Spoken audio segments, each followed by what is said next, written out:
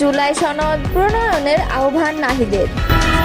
কোরবানি, বৈষম্য ও দুর্নীতির বিরুদ্ধে একটি প্রতীকী বার্তা। ভারতে আওয়ামী লীগ নেতা ও 2 বাংলাদেশি আটক হয়ে মুক্ত।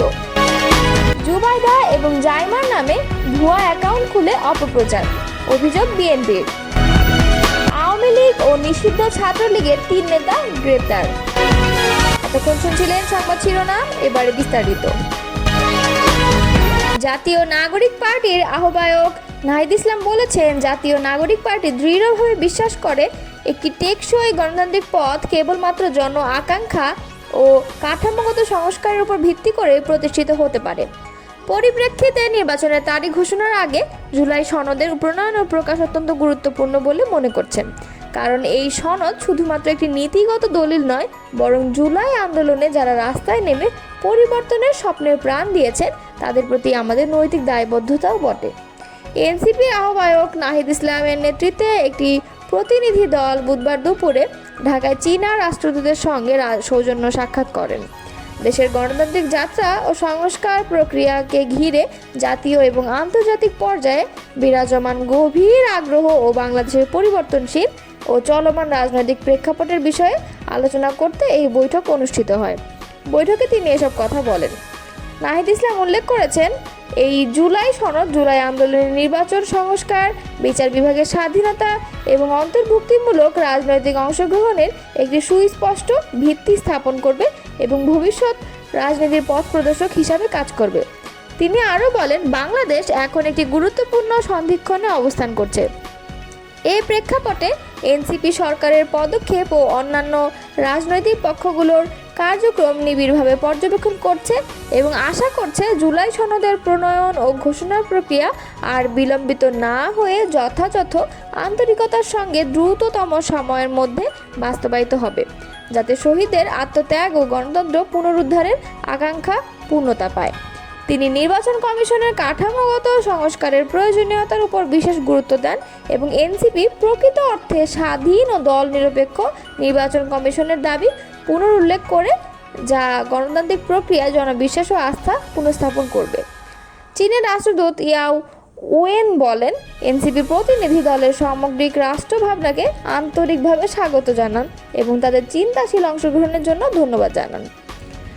বৈঠকে আরও উপস্থিত ছিলেন এনসিপির যুগ্ম আহ্বায়ক মাহবুব আলম এবং যুগ্ম সদস্য সচিব তাহসিন রিয়াজ।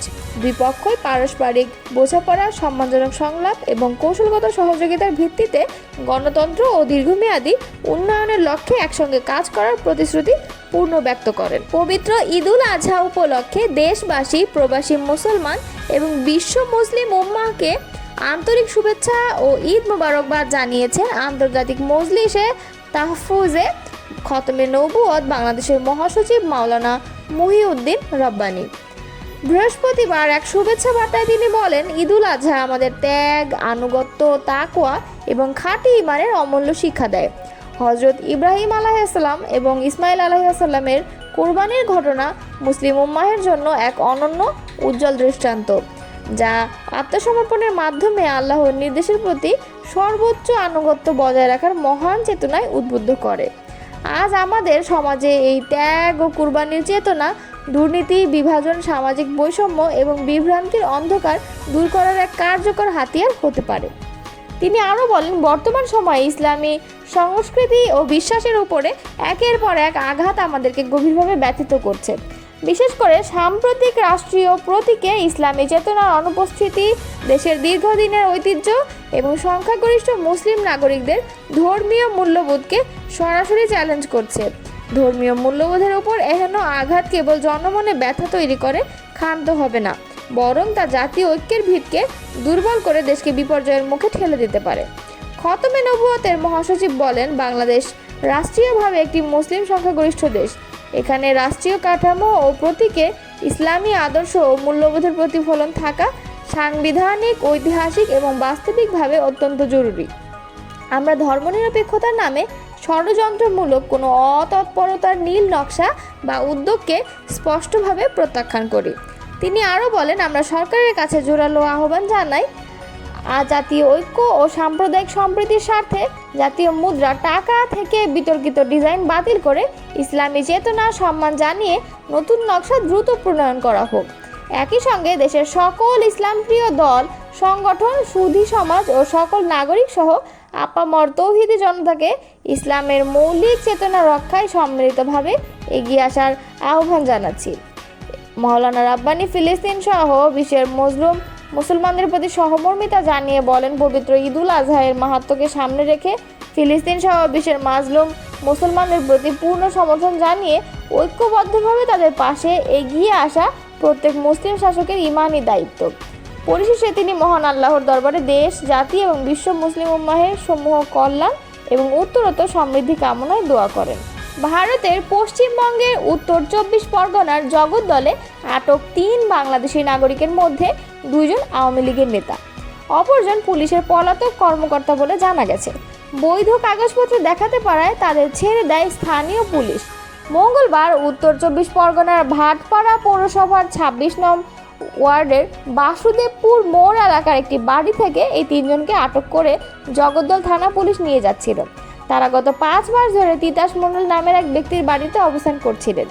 গোপন সূত্রে খবর পেয়ে অভিযান চালিয়ে পুলিশ তাদের থানায় নিয়ে যায় এবং জিজ্ঞাসাবাদ করে। পরে তাদের বৈধ পাসপোর্ট ও ভিসা থাকায় 3 জনকেই বিকেলে ছেড়ে দেওয়া হয়। আটক ব্যক্তিরা হলেন স্বেচ্ছাসেবক লীগের যুগ্ম সাধারণ সম্পাদক খায়রুল ইসলাম জুয়েল, আওয়ামী লীগ নেতা আশরাফুর রহমান এবং পলাতক পুলিশ সুপার হাসান আরাফাত আবিদ। তিতাস মণ্ডলের বাড়িতে পেইং গেস্ট হিসেবে থাকা যাদবপুর বিশ্ববিদ্যালয়ের শিক্ষার্থী অনিরুদ্ধ বিশ্বাস বলেন, 3 জনই তিতাস মণ্ডলের পরিচিত। তারা পাসপোর্ট ও ভিসা নিয়ে বৈধভাবে ভারতে এসেছেন। বাংলাদেশের বর্তমান রাজনৈতিক পরিস্থিতির কারণে প্রাণ বাঁচাতে ভারতে আসেন তারা। বিএনপির ভারপ্রাপ্ত চেয়ারম্যান তারেক রহমানের স্ত্রী জুবাইদা রহমান এবং মেয়ে জাইমা রহমানের নামে ফেসবুকে ভুয়া আইডি খুলে অপপ্রচার চালানো হচ্ছে বলেছে বিএনপি। এই ঘটনায় নিন্দা ও প্রতিবাদ জানিয়েছে দলটি। আজ বৃহস্পতিবার রাজধানীর নয়াপল্টনে বিএনপির কেন্দ্রীয় কার্যালয়ে এক সংবাদ সম্মেলনে নিন্দা ও প্রতিবাদ জানান বিএনপির জ্যেষ্ঠ যুগ্ম মহাসচিব রুহুল কবির রিজভী। বিএনপি বলেছে, ভুয়া অ্যাকাউন্ট থেকে অসত্য ও বানোয়াট পোস্ট, মন্তব্য এবং আর্টিফিশিয়াল ইন্টেলিজেন্সের মাধ্যমে তাদের ছবি ব্যবহার করে নানা ধরনের ভিডিও বানিয়ে সেসব সামাজিক যোগাযোগ মাধ্যমে প্রচার করা হচ্ছে। এ ধরনের অপরাধের সঙ্গে জড়িত ব্যক্তিদের আইনের আওতায় আনতে আইন শৃঙ্খলা রক্ষাকারী বাহিনীর প্রতি আহ্বান জানিয়েছেন বিএনপি। সংবাদ সম্মেলনে রুহুল কবির রিজভী বলেন, এসব প্রচার ভিত্তিহীন ও অসত্য। এই কাজ দুষ্ট চক্রের উদ্দেশ্য প্রণোদিত। এসব অপপ্রচারের লক্ষ্য হচ্ছে জনমনে জিয়া পরিবার নিয়ে বিভ্রান্তি সৃষ্টি করা। যারা এ ধরনের জালিয়াতিতে যুক্ত রয়েছে তারা সুদূর প্রসারী কোনো চক্রান্তের নীল নকশা বাস্তবায়ন করছে। রুহুল কবির রিজভী আরও বলেন, বিএনপির ভাবমূর্তিকে নানাভাবে কালিমা লিপ্ত করার অপচেষ্টায় ব্যর্থ হয়ে এখন জিয়া পরিবারকে টার্গেট করে নানামুখী অতৎপরতা শুরু হয়েছে। তিনি বলেন, জুবাইদা রহমান ও জাইমা রহমান নামের এমন অপপ্রচার শুধু গর্হিত কাজই নয়, এটি একটি ফৌজদারি অপরাধ। আমরা এর নিন্দা ও প্রতিবাদ জানাই। এ ধরনের অপকর্মে জড়িত ব্যক্তিদের অবিলম্বে আইনের আওতায় এনে দৃষ্টান্তমূলক শাস্তির জোরদার দাবি জানাচ্ছি। এ বিষয়ে সাধারণ ডায়েরি করা হয়েছে কিনা এমন প্রশ্নের জবাবে রুহুল কবির রিজভী বলেন, আমরা করব। অতীতে নিজের নামে চালু থাকা ভুয়া আইডির বিষয়ে থানায় সাধারণ ডায়েরি করেও প্রতিকার পাননি বলে জানান রুহুল কবির রিজভী। রাজধানী ঢাকায় ঝটিকা মিছিল বিরোধী বিশেষ অভিযান চালিয়ে আওয়ামী লীগ ও নিষিদ্ধ ঘোষিত সংগঠন ছাত্রলীগের 3 নেতাকর্মীকে গ্রেফতার করেছে ঢাকা মেট্রোপলিটন পুলিশের গোয়েন্দা বিভাগ। বৃহস্পতিবার ডিএমপির মিডিয়া অ্যান্ড পাবলিক রিলেশনস বিভাগের উপপুলিশ মোহাম্মদ তালিবুর রহমান এসব তথ্য জানান। গ্রেপ্তাররা হলেন আওয়ামী লীগের বাণিজ্য বিষয়ক উপকমিটির সদস্য মোহাম্মদ হুমায়ুন কবির সুজন, রাজশাহী বিশ্ববিদ্যালয়ের সৈয়দ আমির আলী হল শাখা ছাত্রলীগের সাবেক সভাপতি গোলাম রব্বানী সর্দার এবং আওয়ামী লীগ কর্মী মোহাম্মদ মেহেদি হাসান।